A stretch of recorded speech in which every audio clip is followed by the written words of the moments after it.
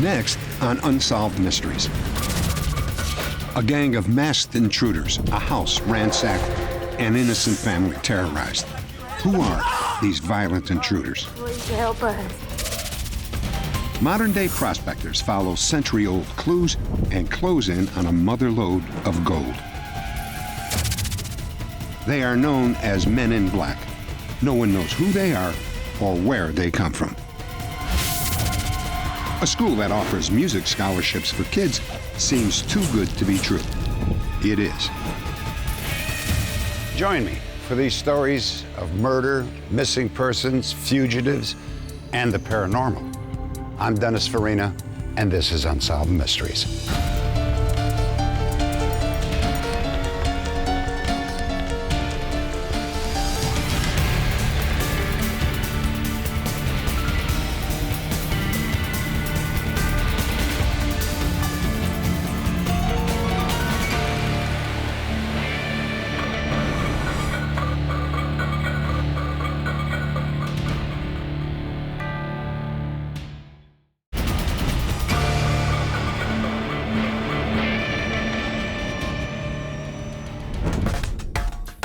It can happen anytime, anywhere, from big cities to small towns.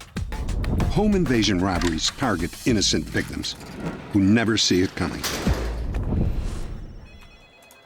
You're alone in your home, feeling safe and protected. You lie down to take a nap, and you wake up to a nightmare. That's exactly what happened to Dr. David Cawood. Jefferson County, Tennessee.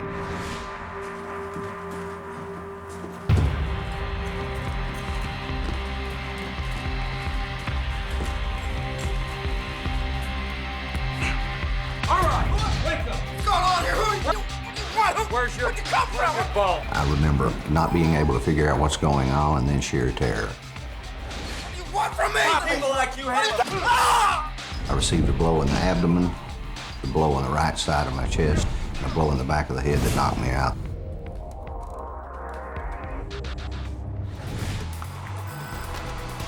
Dr. Cawood's wife, Jeannie, and their son, Trinity, returned home. What was that? Oh my God, what was that? Ah! In a blind panic, Jeannie ran straight towards the intruders. I had my hands up in the air. I was more or less in shock. Lay down on the floor. On the floor. Now. Hands out. Okay, lady. Where is everything? Tell us what you got. We know you got a vault. We know you got some money. They wanted to know where the vault, the cash, and the gold was. Of course, I don't have a vault. Yes, you do. Are you gonna talk? Are you the one that's gonna talk? You are, aren't you? You know, I told him where the jewelry was. I mean, I didn't know anything else to do, you know. I figured Dad was already dead, and I was just trying to keep Mom and myself alive. Good boy. Let's go. The intruders left Jeannie and Trinity alone and continued to ransack the house. Moments later, one of them reappeared. Oh God, please help us. I knew at that point that they were going to shoot us. Trinity. So I immediately started praying with Trinity. I told her I loved her, and that I was ready to go, and, you know, I was sure I was going to heaven. And I was just ready to go. I didn't think I'd see another day. Well, as we finished the conversation, Trinity and I did, I could hear this man choke up, and when he did, he turned around and walked away. I think that is probably what saved Trinity and me. I gotta do something.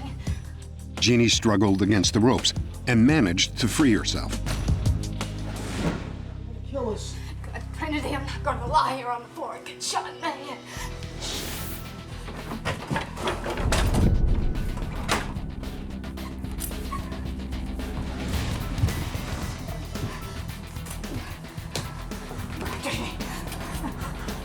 Afraid the intruders were still upstairs, Jeannie and Trinity ran for help.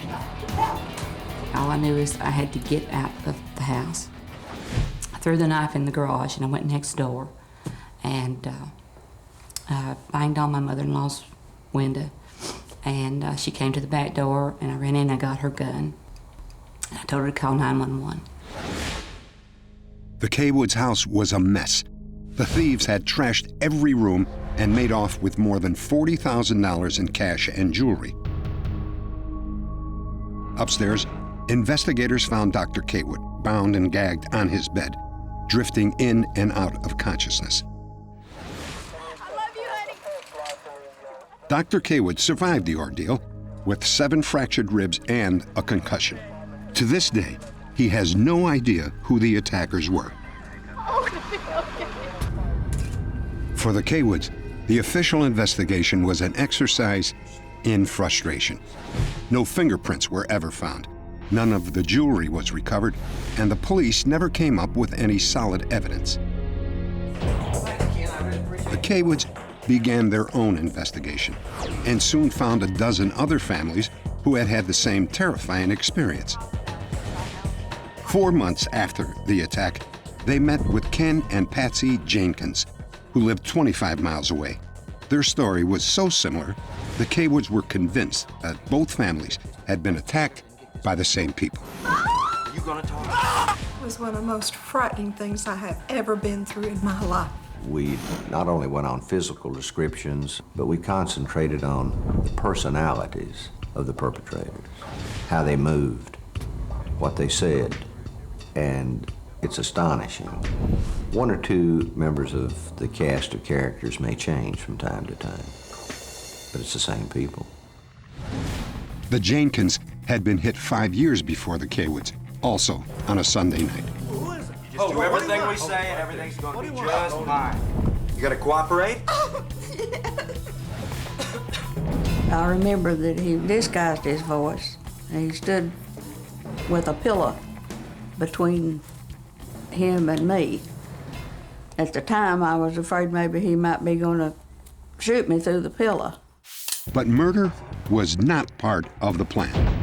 Just like the K-Woods, the intruders were after money, gold, and access to a vault. Okay, listen, you got a vault here, old man? I don't know. Yeah, come on, just you do take know. what you want. There was a lot of similarities. They come in the nighttime, sometimes Sunday night or at least a time when someone's at home. They wear dark clothing. They use force by show or threat of weapons. We got the vault, we need the combination. They use somewhat of regimented tactics. Now. They methodically go through the house and remove what they come after. Dollar-wise, it's hard to put a value on sentimental things. Maybe $25,000.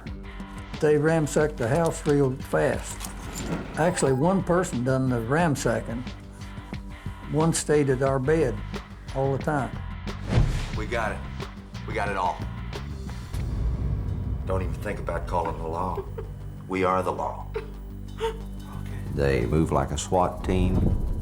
They bark orders like a cop. And I think that they will use whatever violence they deem necessary to achieve their goals. The K-Woods believe they've linked 12 break-ins over 10 years to the same gang. It was a connection that no local law enforcement agency had ever made. The K-Woods research was so impressive that the Jefferson County DA convinced the Tennessee Bureau of Investigation to launch an official inquiry. We've got so much information for you to look at that we've compiled over the last couple of years that... Dr. and Mrs. K-Wood have done a lot in this case to help us and assist us. They have met with several of the other victims and have formed, I guess, a coalition of people that want to try to get this case solved. We do feel like the perpetrators have an awful lot of information on the victims in these cases. They come in and ask questions that only the victim could have shared with someone else. And I think they're casing the houses real well, maybe the lifestyle of the people, when they come and go. What was that? So we feel that these people are doing an awful lot of homework on these victims. These people are going to do it again and again. and they need to be stopped. We have found victim after victim, and these victims, to the person, they feel exactly as we do. And they feel that the most precious thing that's been taken from them is their security. The statute of limitations has run out on these violent crimes. All the cases are now officially closed. However, a similar home invasion in another part of the state led to the arrest and conviction of several robbers. Although police don't have enough evidence to prove it, they believe the group was responsible for the earlier crimes as well.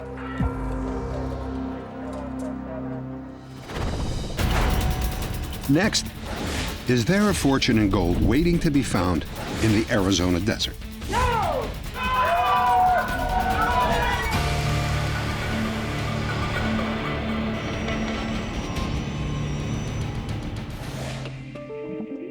The Arizona Territory, September 1864.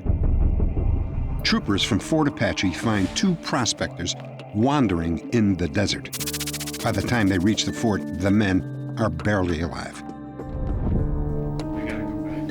We gotta go. One of the prospectors, known only as Adams, tells the Army surgeon a remarkable story. You're right. You don't understand. There's mountains of gold up there. There's a river full of gold up there.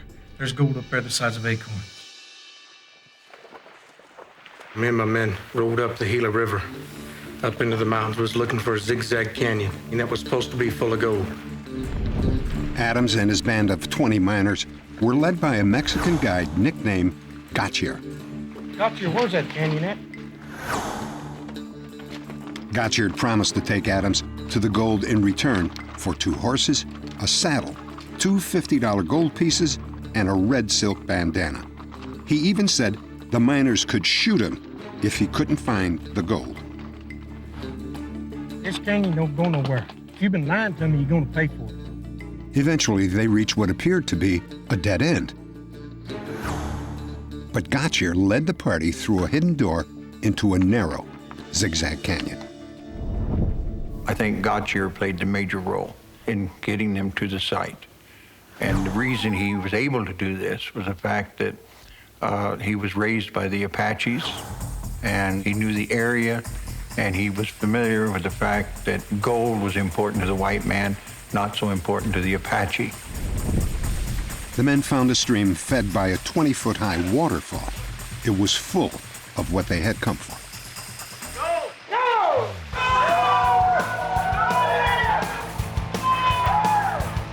There was a waterfall there, and there was sufficient water, but the amazing thing, and according to a story again, the gold was visible right on the ground. Realizing that gold is heavy, that it settles down, you'd have to think, well, how much gold was there? If there was still gold visibly on the ground, that means every flash flood that brought water over that waterfall brought more gold from above. Adams and his men agreed to pool their fortune and share it equally. They set up camp, and the prospecting began. Several days later, unexpected visitors arrived, a local Apache chief and 20 of his warriors. Adams, we got company. The Apache, there were several things that were sacred to them. One thing, mountains, all mountains. The Zigzag Canyon probably undoubtedly was sacred maybe in some way because it was part of the mountain.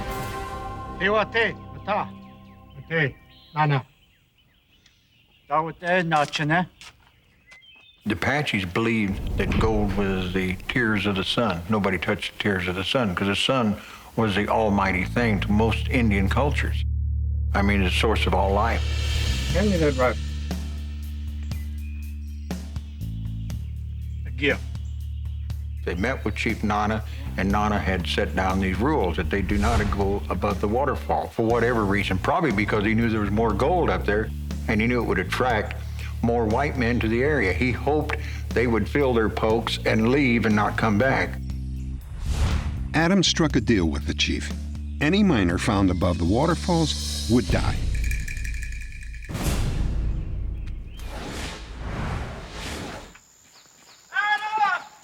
Then one morning, a miner chasing a stray horse ventured above the falls.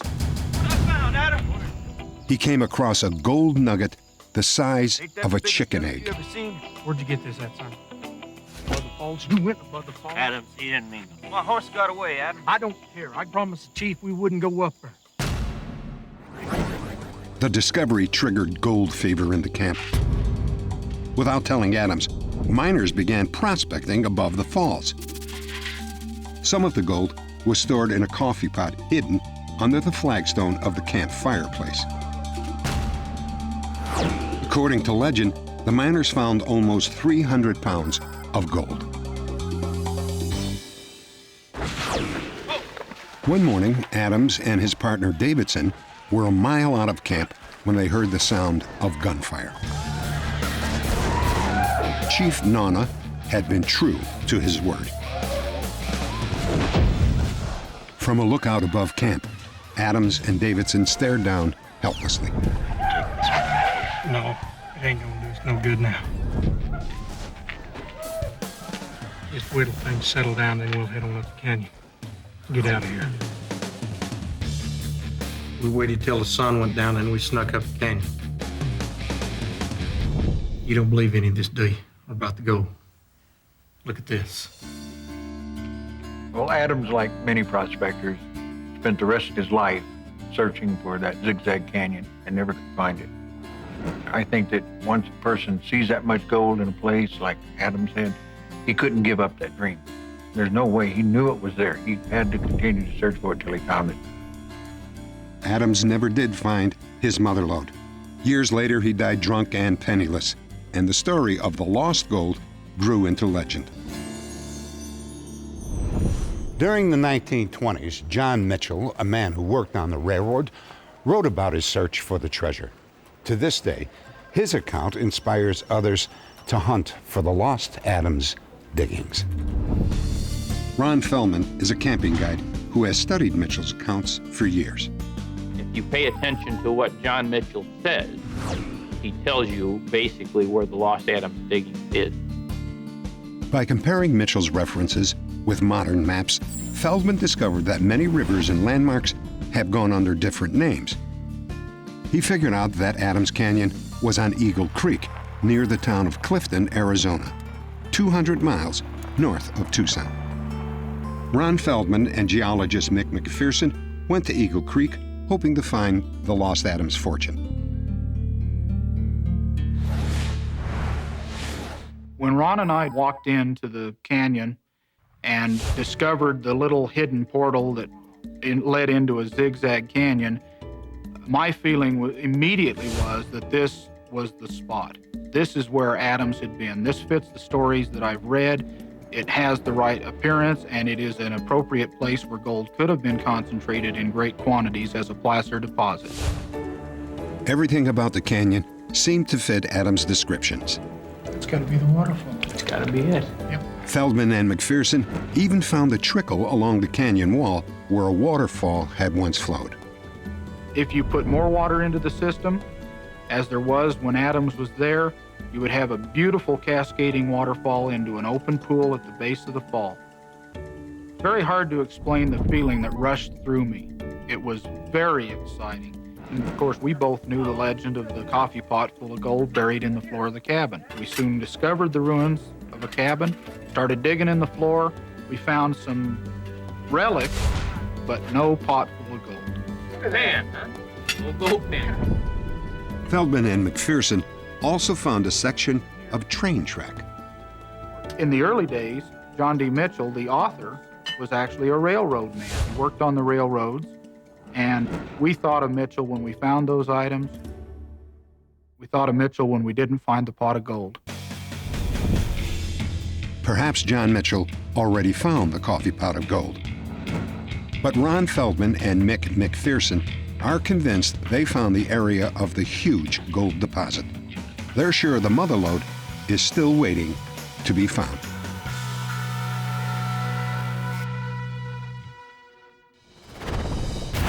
Coming up, if you ever report that you've seen a UFO, you may receive some unexpected visitors, the Men in Black. But first, how viewer tips led to the capture of a woman who helped her lover escape from prison.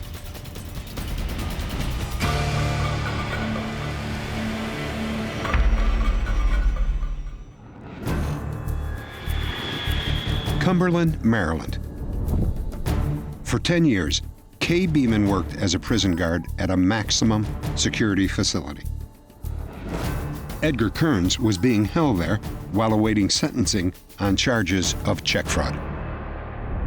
Come on, Eddie, hurry up! Kearns and another inmate, James Barnes, made a daring escape. It appeared they had taken Kay Beeman as a hostage. Authorities later learned that Kay had actually helped with the escape. She was in love with Edgar Kearns. I don't think I've been too demanding either. No, you haven't. I guess you maybe fall in love with somebody and you do some strange things. But Kay's pretty well lost about everything that she ever had over this one incident. Update. Just 6 hours after our broadcast, Kay Beeman and Edgar Kearns were captured in Canada. They had checked into a motel and registered as husband and wife under the assumed names Fred and Sandy Smith. I was watching TV, and all of a sudden, this lady's picture come on. So I called my wife in. She was out in the kitchen ironing, and I said, "Do you recognize this lady?" And she said, "Yes, she's the lady that's living in room 12. The officers of the emergency response unit forced the door open. The room was found to be vacated. A witness later told police that he had seen the fugitive couple getting into a taxi. We were able to determine the name of the cab, and a check with the cab company revealed the driver. I asked them where they were going, and they said the Red Rose Motel. A few minutes later, the emergency response unit moved in.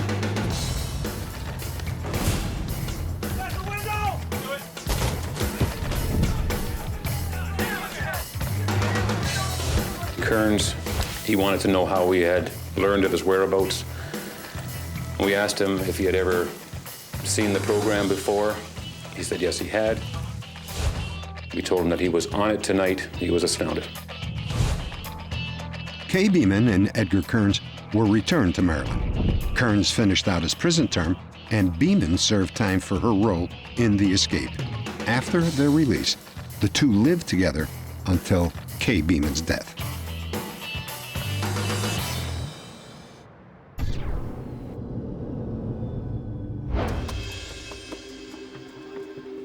Thanks to Hollywood, just about everyone has heard of the Men in Black.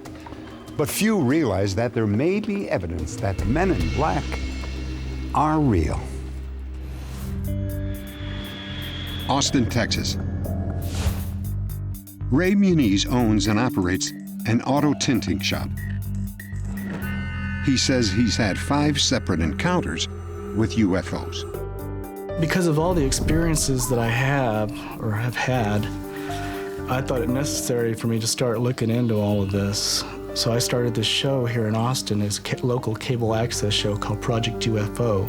World power. That's kind of general. One of Ray's viewers sent him this home video, which supposedly shows an unidentified spacecraft in the sky over Georgetown, Texas. It's a UFO, man. And on the video, you can see a radio station tower which has 3 red lights on it. Well, right next to this tower is this huge UFO that's just hovering there, like parked. Those ain't no airplanes, and they're getting closer. Several days after he received the tape, Ray says some unexpected visitors showed up. They were dressed in black suits, black ties, the black glasses, the whole 9 yards. Mr. Muniz? Yes? Reno, Muniz? Yes? I have a summons. A summons? Internal Revenue Service. Am I being audited? Just show up.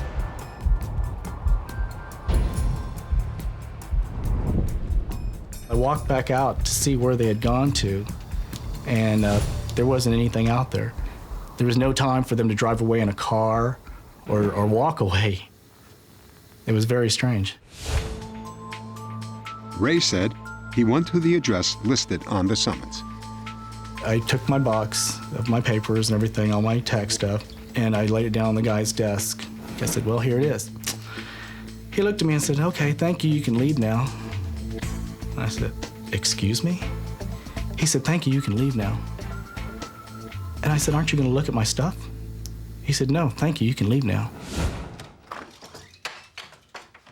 Ray says he returned home to find his video collection ransacked. He now believes this was the reason for his visit from the Men in Black. They wanted me at a certain place at a certain time so they could go to my house and look for that tape. They didn't find the tape. I still have the tape. So it's either something that was government that they didn't want people to know about, some new aircraft, or it was a UFO that they don't want people to know about. The Men in Black may be intelligence operatives working from deep-level Black Book projects. Their entire agenda is to silence UFO witnesses and experiencers to relating to the public what they may have encountered. I was concerned for my safety. I felt a little bit harassed, if you can put it that way, and I did not know what to expect, so I was on guard. San Juan Capistrano, California. Colette Peters, an accomplished figure skater. She has won several national medals. She claims to have had 2 UFO experiences and 1 encounter with a man in black. When I was approximately 19 or 20, I was in New York City, walking down one of the main avenues, and I started to encounter a very, very bizarre feeling. It was pure evil. When I looked up, what I saw was a very tall, lanky man walking towards me, but he seemed out of place and quite odd. His skin to me did not look normal. It seemed to fit the criteria of what people call the Men in Black. I think people have had genuine experiences which are anomalous and unusual. In my opinion, they are disinformation agents using a combination of physical alteration of their appearance with electronics. And it is intended to simply set people off from looking in the direction of what's really going on with the UFO or extraterrestrial issue. There is, of course, another possibility. Skeptics claim that the Men in Black are merely the product of a few overactive imaginations. I'm a gotta touch it, feel it, see it type of person. I was there, I saw, I felt. You know, I mean, why would I put my life in danger for a lie? I don't feel that it could have been a figment in my imagination because of the physicality of it. I'm talking about the hair actually raising up on your skin. It was something I'll never forget.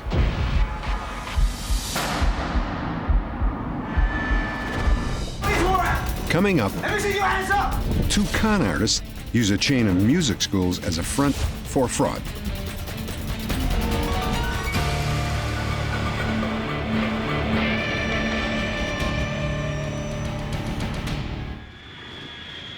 North Hollywood, California.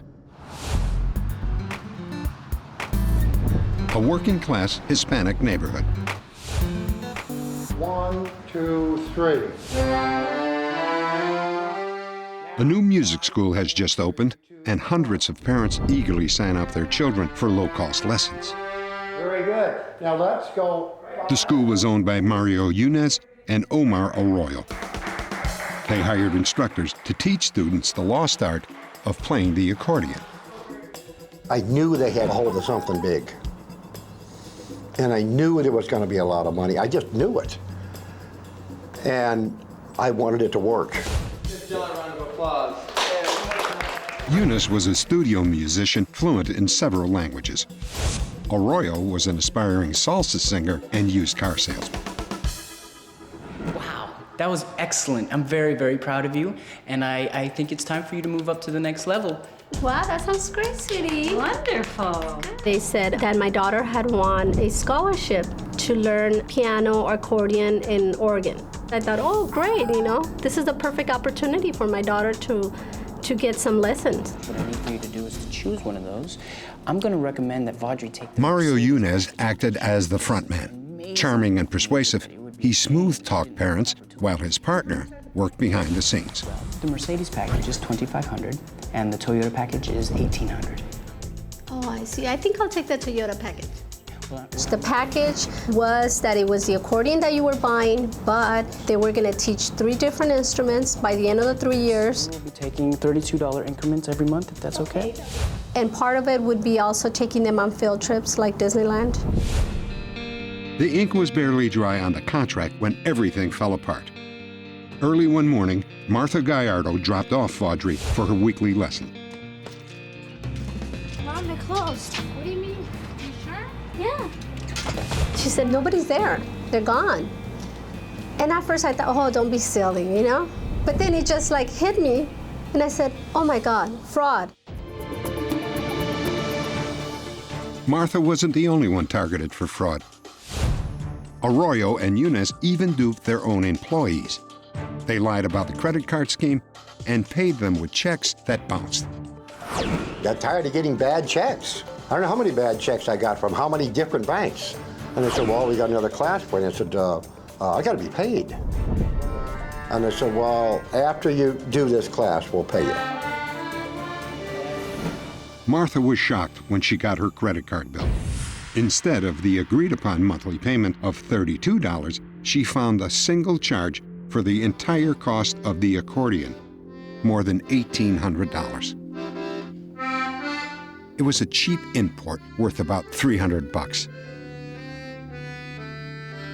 Many other unsuspecting families were hit much harder. The parents were mad, they were angry, they were hurt because they felt like, okay, wait a minute, we have no money. And what are we gonna do? These people, their credit cards were up to like $10,000, $20,000. One particular guy was $39,000. Authorities say that in just over a year, Arroyo and Yunus took in more than $1.5 million. But these con men had more tricks up their sleeves, and many more victims would suffer. Do you have a copy of the contract with you? Yes, we do. I've seen some real unique case, but I've never handled a case as this, where it has so many victims. We have over, I could say, 200 victims, and it involves a large amount of monies. Have you seen any 2 males that might have looked like the owners of the place? Detective Baello discovered that Arroyo and Yunus, using fake names, ran several other music schools. And cash is okay, yes? Yeah, cash is The 2 con artists went on separate spending sprees. Do you know any kids who want to take any lessons? Arroyo reportedly spent some of the stolen money to record a salsa CD under the name Luis Omar. Eunice had also created a new identity. Hello. I am his twin sister. She's from Israel. No kidding. He was now a she, using the name Delia Leon. Mario Yunus had undergone a sex change operation up in San Francisco and paid for this operation with one of the kids' parents' credit cards. Charges amounted to over $33,000. Omar Arroyo and Delia Leon became lovers. I brought you some soda. The 2 lived as a couple in a luxurious home with Arroyo's 2 daughters from a former marriage.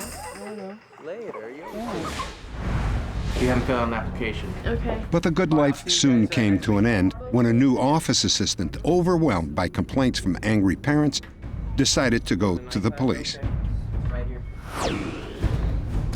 So where are you working? I'm working at Kids Music Kingdom, and that's in Mission Hills. It was the break Detective Baello needed. We conducted a surveillance in order to try to identify our suspects. We were able to come up with their true names. Baello then followed the suspects to their upscale neighborhood. A few days later, armed with a search warrant, police raided the home. NAPD, police warrant! Let me see your hands up! Delia Leon attempted to escape through the backyard, but was quickly apprehended. What are you doing? I didn't do anything! Ow! What are you doing? She denied any involvement in the credit card scam. I was just a consultant. Watch your head, please, man. Delia's partner in crime, Omar Arroyo, had left town just 2 hours before the raid. I was surprised on not finding Omar, and I later learned that he had left to Puerto Rico the night before. Omar was in the process of doing promotions on his CD. Update. Omar Arroyo has been captured in Costa Rica.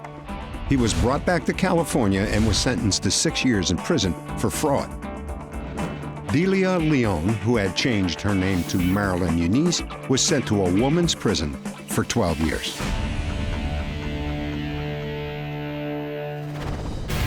Next, the story of Charles Muley, a model policeman, or so his partners thought.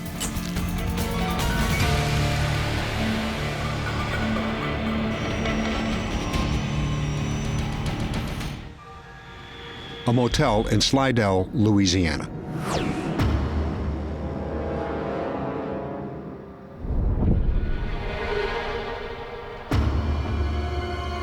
Charles Muley escorts a 12-year-old girl to his room.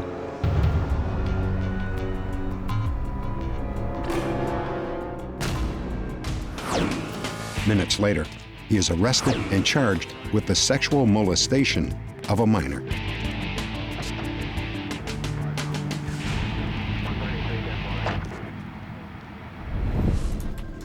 The police knew the suspect well. Charles Muley was a fellow officer. In fact, he was the head investigator of sexual offenses at the Slidell Police Department. The young victim, a child he was counseling. Hey, man. Yeah, what can I do for you? I'm looking for some smoking dope. Sergeant Muley was a highly regarded undercover officer. He was a master at disguises and once arrested the same felon 3 different times without being recognized. That looks like $40 to me. There you go. Take it easy. Sheriff's office, you're under arrest. Up against the truck. Muley was assigned to the case of a 12-year-old girl who had been upset by the advances of an older boy. My daughter and a friend of hers in the neighborhood had come to me complaining about a boy who had been harassing them very badly in the neighborhood. So all you're really going to be doing is talking to Sergeant Muley. Now, he's probably going to ask you a few questions. Finally did appear at the police station. And that was the first encounter we had with Sergeant Muley. We're the Josephs. Oh, Sergeant Muley. Hi. How you doing, folks? You must be Claire. Well, come on in. I had no reason not to trust him. I never regarded him as anything but a policeman. Sergeant Muley, a policeman. If you folks don't mind, you can sit out here.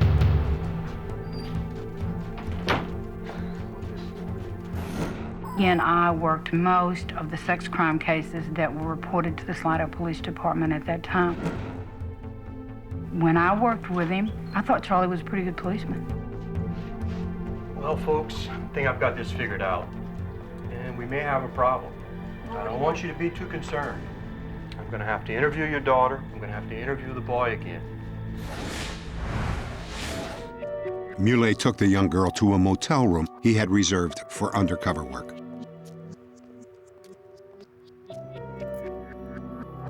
Our daughter, she started changing. I knew that something was bothering my daughter because she would say, "Daddy, don't look at me." After 4 months, the girl finally told her parents what had been going on. And all I could keep saying was over and over in my mind was, I can't believe that he did this. I remember her telling me how relieved she was to get it all out. Police, in consultation with the reluctant family, asked the girl to make one more rendezvous with Muley. This time, the motel room would be a trap with a hidden video camera to secure enough evidence for prosecution.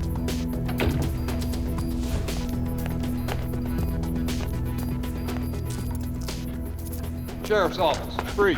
You're under arrest. Having to investigate another policeman, especially one that I had been partners with, was the hardest thing I've ever done. Officer Porter began to go through Muley's personal files. She was hoping that the molestation of the girl was an isolated incident. It wasn't. If Your Honor, please, considering the serious gravity of these offenses, the state would move Charles Muley was indicted on over 25 counts relating to the molestation and rape of 6 young girls. The fact that the defendant has no prior record in his service to the community in the past. Muley was released on $150,000 bail.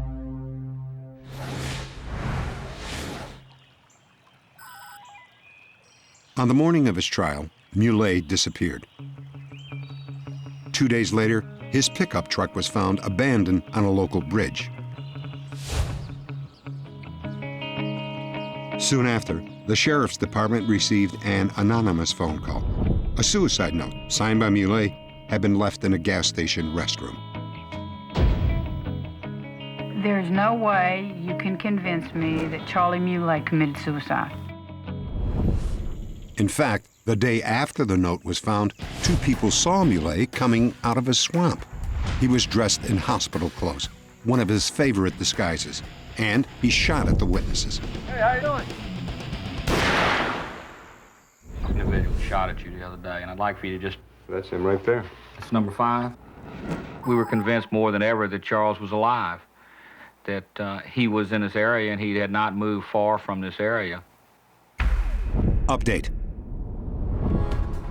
When we first aired this story, the FBI received several calls from viewers who reported that Muley was living in Ocala, Florida. Muley had seen our broadcast and left the Ocala area for approximately 3 weeks. When he returned, he was arrested by FBI agents and local police.